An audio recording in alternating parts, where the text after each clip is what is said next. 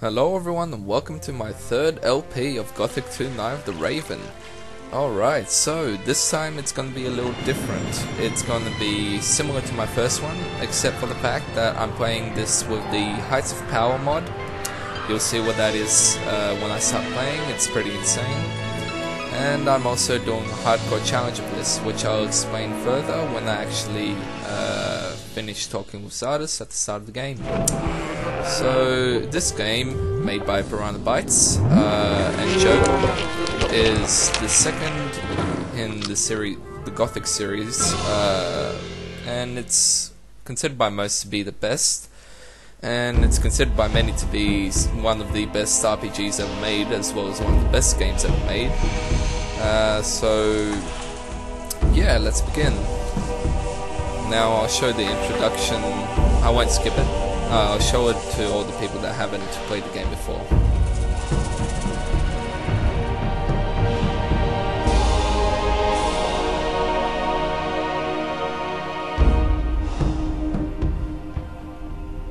A single prisoner altered the fate of hundreds, but he paid a high price for it.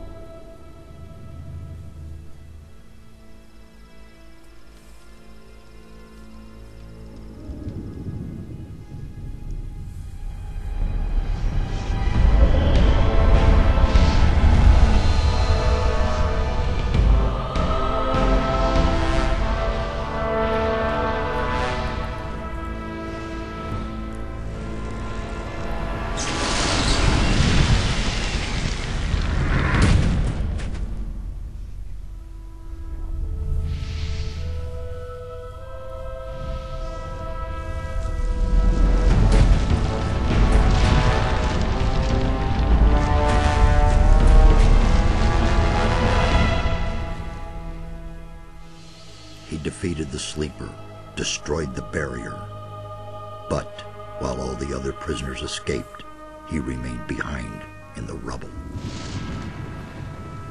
It was I who dispatched him against the Sleeper. Now it is I who brings him back from there. He is weak and has forgotten much, but he is alive. He's back. Alright, so let's have a conversation with Zardes. There you are again. I never thought the two of us would meet again. I feel like I spent 3 weeks lying under a load of rocks. Well, so you did. Only the magic within your armor kept you alive. I had feared I might not be able to rescue you from the debris of the temple, but enough of that. You're here now. There's a new threat that we have to deal with. After the fall of the barrier and the banishment of the Sleeper, Beliar's wrath has grown even greater. A mighty artifact, so it is written in the old scriptures, will be brought back to this world when the God of Darkness sends his henchmen out to search. This search has long since begun. Beliar's henchmen are desecrating the oldest shrines of the gods. The guardians of these holy places have awakened, and their wrath makes the earth tremble.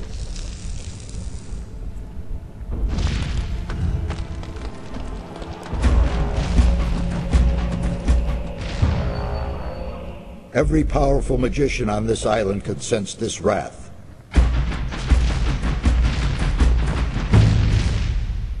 And some of them have certainly begun to face the threat.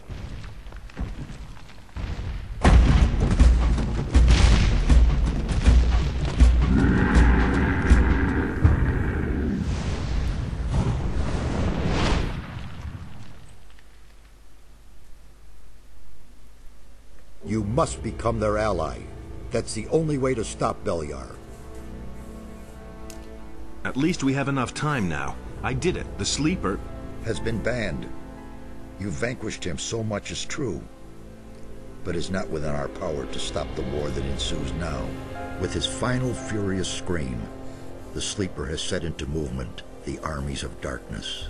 It was an order to all evil creatures, a word of power that they were all bound to obey. His last order was, "Come!" And they came, all of them, even the dragons. Dragons? They are creatures of an ancient power. I can sense their presence, even here. And they have gathered an entire army of lowly servant creatures around them. Where's this army now? The army is camped not far from here, in the Valley of Mines near Corinus, and they're getting ready to attack. We do not have much time left. What can we do? This time we cannot handle it by ourselves. Only the power of Innos will help us against these dragons. A group of paladins is stationed in the city of Corinus, not far from here. They possess a powerful artifact which could help us to defeat the dragons. They call it the Eye of Innos. You need to get hold of this artifact. Tell the paladins about the threat. You must convince their leader to support us. And once you have talked to him, you need to find the artifact of Beliar. It is the counterpiece to the Eye of Innos. It must not fall into the hands of evil. What exactly is the Eye of Innos? It's an amulet. Legend has it that Innos himself was poured part of his power into this amulet. It will restore some of your lost strength and help us defeat the dragons. It also has some other hidden powers. I shall tell you more about that once the amulet is yours. Why would the paladins give me the Eye of Innos? Because you are the one who is destined to wear it. How can you claim to know that? There are a number of reasons, the most important being you have defeated the Sleeper. If you weren't a favorite of the gods, you'd be dead by now. Let's assume you're right and I'm destined to bear the Eye of Innos. How would the paladins know that's true? The eye itself chooses the one who may wear it. Once you get hold of it and put it on, the paladins cannot doubt your words any longer. How can I get to the city? Just follow the path from here through the mountains. The city is large. You cannot miss it, but watch out. The path to town is not without dangers, and you aren't nearly as strong as you once were. I need weapons. I can only give you whatever little I have here. Look around in my tower. Anything that looks useful to you, you can have. I'll be on my way as fast as I can. Good. And one more thing. Don't tell anyone that you've talked to me. Above all, don't tell any magician. Since I have gone into exile, the Circle of Fire has taken me for dead, and that's a good thing. And we begin chapter 1. So, let's first begin by reading some book sounds, or books in general. This is just to gain some XP. For those who have not seen any of my previous LPs of Gothic, you might not understand why I play in this fashion, in this particular game. Well, normally like just follow the storyline and stuff. This is because this is a hardcore challenge. Now, let me just first find the switch. There we go. Now, a hardcore challenge is particular. It's not a game mode, but it's an optional way to play this game. Basically, you are playing Gothic as you would normally, except you will not die once. If you die once, you basically lost the hardcore challenge. So, yeah, I can't die at all. So that's what makes this LP so difficult, because I have no idea how I'm gonna finish it off when I die around 70 episodes in. So yeah, it's gonna be interesting. So now you'll see what the Heights of Power mod is. I just grabbed the stone tablet, as you can see, and now let's talk to Zardes. Hey! And here's what Heights of Power does. Can you tell me anything about this stone tablet? First I suspected it might be a magical artifact, but I finally concluded that it is not of any great significance. I have not been able to decode the meaning of this tablet entirely, but it seems to concern the history of a very old culture. If you want the tablet, it's yours. I have no use for it. Alright, so as you can see, I just leveled up before I even left the Tower of Zardes. And that's what the Heights of Power mod does. It's basically every quest, every single reward, it's like, I don't know, quadruple or more XP amount, or goddamn, I don't know how much. Some quests you get like 50 XP for. In this game you get, in this game mode you get 2000 XP. So basically once you leave the harbor, you'll be at around level 10, I'd presume. So the other thing about this mod is the fact that despite all these XP rewards, there's a much more powerful set of enemies. Yes? Oh, fuck's sake. Yeah, anyways, the enemies that you generally find in Gothic 2 normally are now usually 3 times more powerful. So if I try to fight a wolf as this character, I would not have a very easy time of doing it, seeing as I die almost immediately. Now let's see how well I remember this game. There we go. So a wolf is like the equivalent of around 4 wolves at once. An orc is the equivalent of a dragon. A dragon is just insane. So yeah, but you've pretty much finished off this game at around level 70 or so. So it's similar to Gothic 3. You are pretty weak at first, but then you just absolutely destroy anything that comes in your way.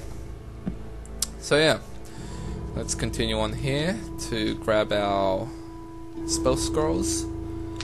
The fireball spell scrolls, I remember that pretty well, because it took me forever to figure out how the hell I was meant to get past this area, as wolves are, as I said before, ridiculously powerful. And so are goblins, until you get some good armor.